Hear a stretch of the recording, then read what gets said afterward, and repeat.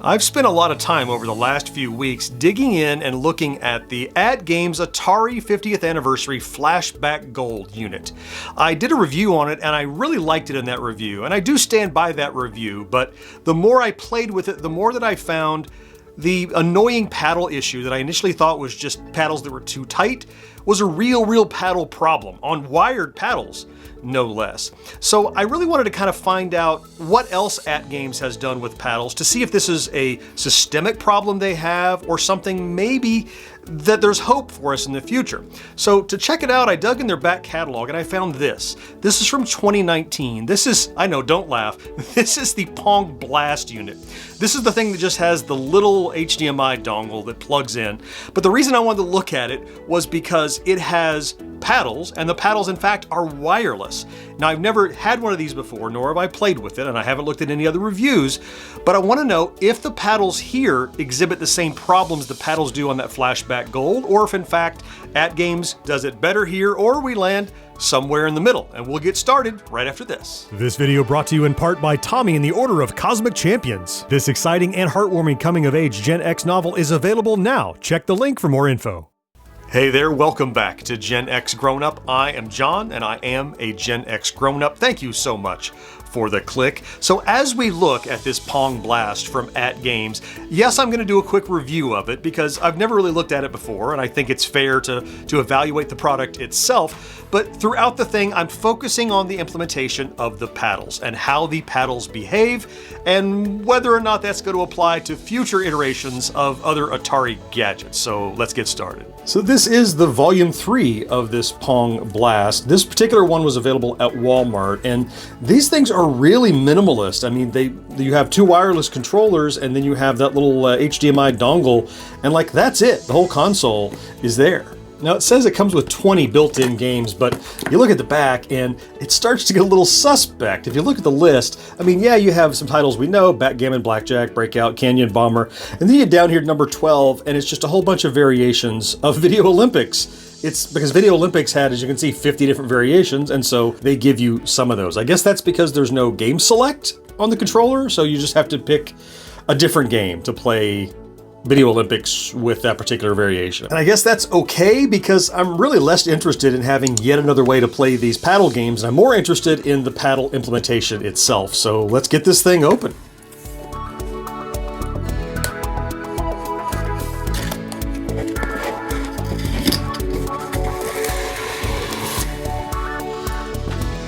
And reinforcing my minimalist assertion, look, we have some Pong stickers. That's cute. We have, what, instructions? Nope.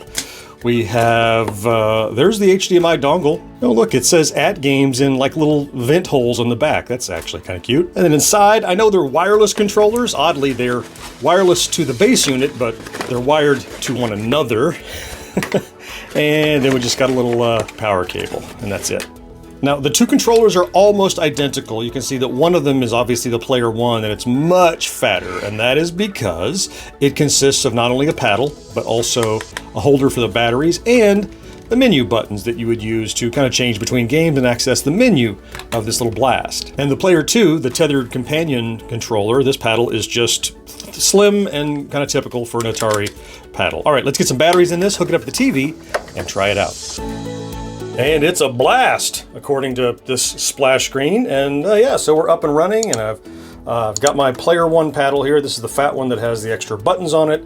And you know, navigate the menu with up and down here, and then use the start and select to page through these. And yeah, I've played with this a little bit, and spoiler alert, it's kind of not great. So. Look, I don't want to play every single game, but I'll tell you what I know so far. So first, they claim 20 games. And, yeah, not actually. Let me show you what's going on. If we start Pong, yeah, there's Pong. So the first thing is, to play Pong, single player, you have to use the other controller after you start the game. So, all right, so I've got my second paddle here so that I can actually play Pong. And it's, as a paddle game, it's pretty good. I don't notice any like speed ups or slowdowns or anything like that I did in the Flashback Gold. Seems to be okay. I don't know why I have to use the second player for single player, but all right. But yeah, here's the weird thing. If you go back to the main paddle, if I use the game select, Oh look, here's all the other variations on Video Olympics. Because it had like 80 different variations or something, and they're all here. The only thing they're doing, here, let me bail back out to the menu. The only thing they're doing is starting the game in a different location. So when you get over to these other games, like basketball and foosball, look, it's still Video Olympics. And if you start it, it's just starting on variation 43. So like all of those games are the same game, and they work about the same. The paddle control seems even, which we'll test in a little bit. There's a little bit of latency as well, which we'll further test. The other thing of note is that game saving doesn't work in any of the Video Olympics games. So if I want to save, it's like, you're not allowed to do that. Well, why?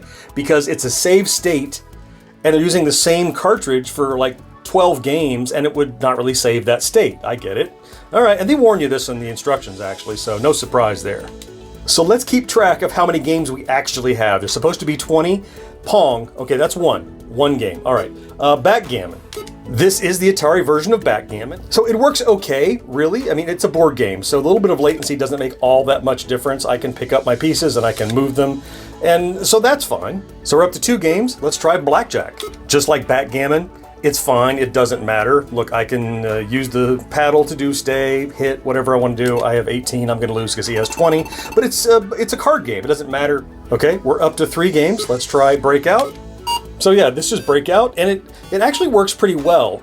There is that little bit of latency, but because it's even, I feel that it's even. We're gonna do the full test in a bit, but I can kind of like predict where the ball is gonna be, and I can deal with that latency a little bit, but if your ball gets up into those red and orange layers where it gets really fast, forget about it. Whoa, whoa, yeah, so like that, it just starts going crazy. Whoa, whoa, like that. We're up to 4 games. Let's try Canyon Bomber. Yeah, so when it comes to Canyon Bomber, I like this game, but I really prefer the depth charge kind of version of the game. Where's the boat one? Yeah, that's really cool. That's where you control where your bombs explode. I really like this version. And it seems to work fine. You're the yellow one, and you can kind of declare where your bomb's going to blow up. And it works quite well. Now, while we're inside of Canyon Bomber, it's worth talking about the rewind feature, which is crazy. You tap rewind, and away it goes. All you can do is tap the button to stop it, but like there's no knowing how far it's going to go. You tap rewind to pause it. There's no like, I'm not sure what I'm able to do, but if you hit the fire button, it'll stop there, but it's almost no finesse, which makes the rewind basically, it's pretty much useless. So we're up to 5 games. Let's come down and try Circus Atari.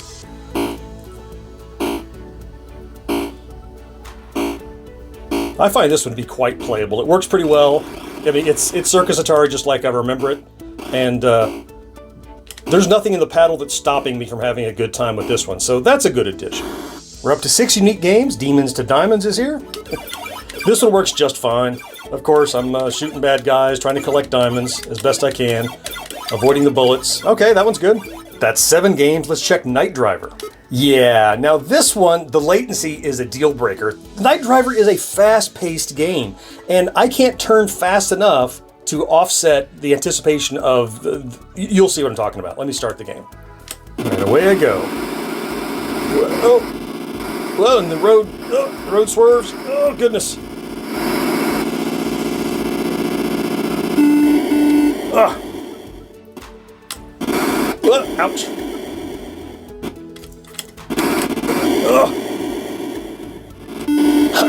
See, the latency of just a little bit of delay, that half-second delay or so, means I can't react fast enough most of the time. And by the time I see a car or a turn coming, I've already wrecked. You know what? Yeah, Night Driver's a finesse game and you can't play it here. So I'm going to say you have 7 games you can play. Let's try Steeplechase. I'm not counting Night Driver. Now, if I can keep from breaking my horse's legs. Oh, up and over, almost.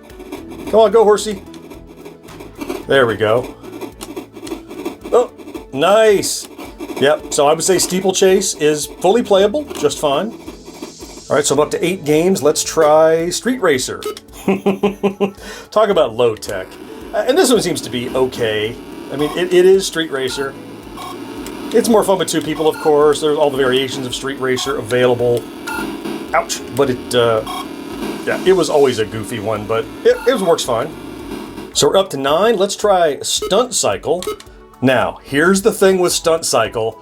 It doesn't work. It literally does not work. So this was actually a prototype, but that's no excuse. You start the game, you hit the trigger, and I'm gonna put the paddle all the way at the slowest speed.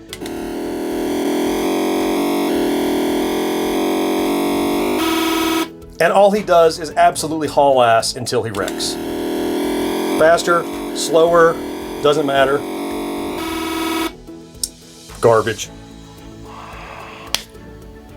So that game is not even functional, which I can't believe it.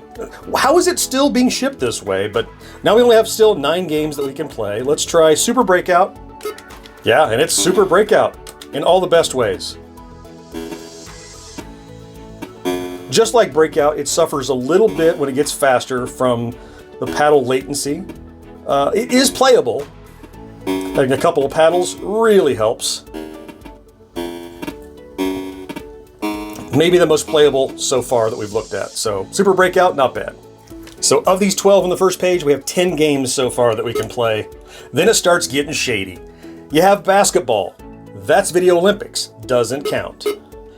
Then you have foosball. That's Video Olympics. Doesn't count. Handball, hockey, quadrupong.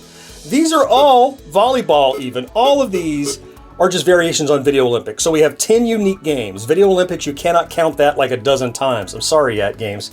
And then finally you have Warlords, which is Warlords, of course. I always kind of enjoyed the version where you get to be 2 people, which is kind of fun when you're playing by yourself or whatever. But yeah, I mean, it's Warlords. Again, I will say, and we're gonna dig into it a little more, the latency matters, and it absolutely takes its toll.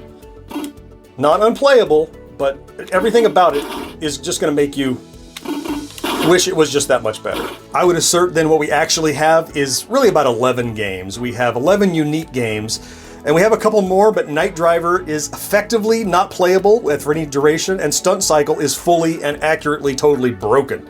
So that doesn't count at all. Yeah, not great. I would like to dig a little bit deeper into the latency issue though. And it's hard to see that latency. Now, if you're watching me play, maybe you noticed that it seems like the on-screen movement is a little bit behind, and that's true. But to illustrate it, we're gonna do that through the miracle of paddle vision, where what I've done is I put a little marker on the top of the paddle so that you can see how far the paddle is turning and how quickly. And I've recorded this at high speed and brought it down to 1/8 of real time. And I think it's pretty clear as you watch this. And what I want you to focus on is what it's pretty clear to see here is when I move the physical paddle, the on-screen moves a little bit later and continues to move well after I not only stop, but completely let go of the controller. It's this latency, it's this little bit of millisecond delay.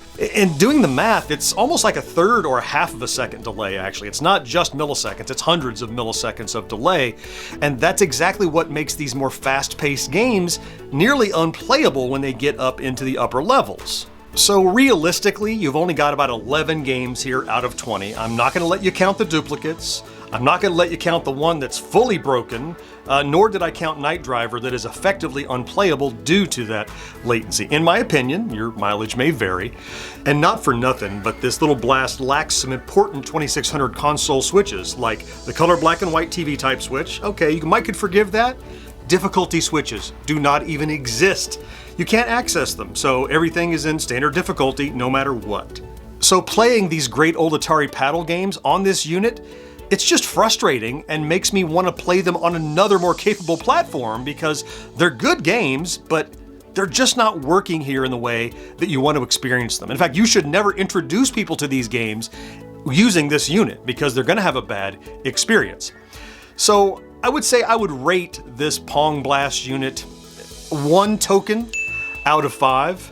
If you picked it up like so many other people did on clearance at Walmart for $5, good for you. But if you actually plug it in and play it, it leads to some real aggravation in trying to play these paddle games. Now, we're not fully done. The other thing, and the real reason that I got this Pong Blast in the first place to try it out, was to compare the consistency with which the paddle moves to the Flashback Gold. Now, what you might remember is I did this wacky kind of MacGyver experiment where I put 1 centimeter markings on some painter's tape and put them around my paddle. And I'm doing the same thing here with this Pong Blast. And finally, I take one more little arrow of tape so that you can tell how far I have turned the paddle to see if in fact it is moving smoothly and consistently across the screen. For a quick reminder, here's what it looked like on the Flashback Gold. See how the numbers bunch up in the middle because it's not interpreting equal movements as equal distance on screen, and that's what led to this kind of sluggish feeling? Well, good news, take a look at this Pong Blast. When you take the latency out of the mix, it's pretty even across the board. Don't mind the numbers that bunch up at the beginning and the end. That's normal because these paddle games don't require you to move the full 330 some odd degrees.